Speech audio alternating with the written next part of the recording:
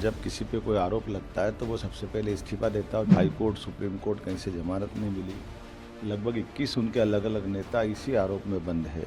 लेकिन मुख्यमंत्री के रूप में जेल में जाना ये बड़ा दुर्भाग्यपूर्ण है। पद का इतना मोह, पद का इतना लोभ हम नहीं समझ सकते कि ये केजरीवाल जी को शोभा देता है। मरे बंदर के बच्चों को बंदरिया चिपका के रखती है, उस तरह का भाव है। हमारे यहाँ अपने देश का तो इतिहास है कि यहाँ जब किसी पे कोई आरोप लगता है तो वो सबसे पहले इस्तीफा देता है और जब तक आरोप के बाद से बरी नहीं हो जाए तब तक वो दायित्व नहीं लेते हैं। लाल बहादुर शास्त्री से लेकर के लाल कृष्ण आडवाणी तक, जब हमारे माननीय उप प्रधानमंत्री लाल कृष्ण आडवाणी का एक डायरी में नाम झूठा ही आया था, लेकिन उन्होंने तुरंत सभी पदों से इस्तीफा दिया, यहाँ तक कि सांसद से भी इस्तीफा दिया और उनने कोर्ट को फेस किया। कोर्ट से फेस होने के बाद ही डिसाइड हुआ कि उनको पार्टी का चुनाव लड़े और बाद में वो पदाधिकारी हुए।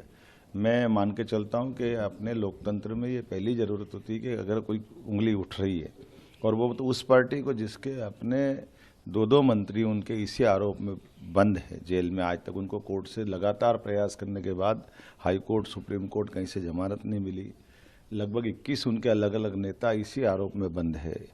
और इसी शराब कांड के मामले में जब 9 बार उन पर संबंध गए और वो कोर्ट में गए हाई कोर्ट, और हाई कोर्ट में जाने के बाद भी जब हाई कोर्ट ने उनको रिलीफ नहीं दी तो ऐसे में स्वतः वो इस्तीफा दे करके अपने ऊपर लगे आरोप को पहले फेस करते और अपने को बरी होने के बाद वो अपनी सरकार चलाते।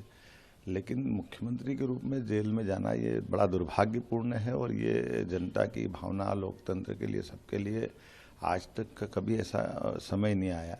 पद का इतना मोह, पद का इतना लोभ हम नहीं समझ सकते कि ये केजरीवाल जी को शोभा देता है। अभी भी मौका था, उनको तुरंत इस्तीफा देना चाहिए। अंदर से सरकार चलाएंगे ये मजाक, ये पद का एक तरह से मद चढ़ रहा है कि वो पद को किसी हालत में मरे बंदर के बच्चों को बंदरिया चिपका के रखती है, उस तरह का भाव है। मैं समझ सकता हूँ, इससे उनको बाहर आना चाहिए और लोकतंत्र के लिए अपने आप को जब तक वो बरी न हो जाए सभी प्रकार के न्यायालय से, तब तक उनको इस सब बातों से दूर रहना चाहिए।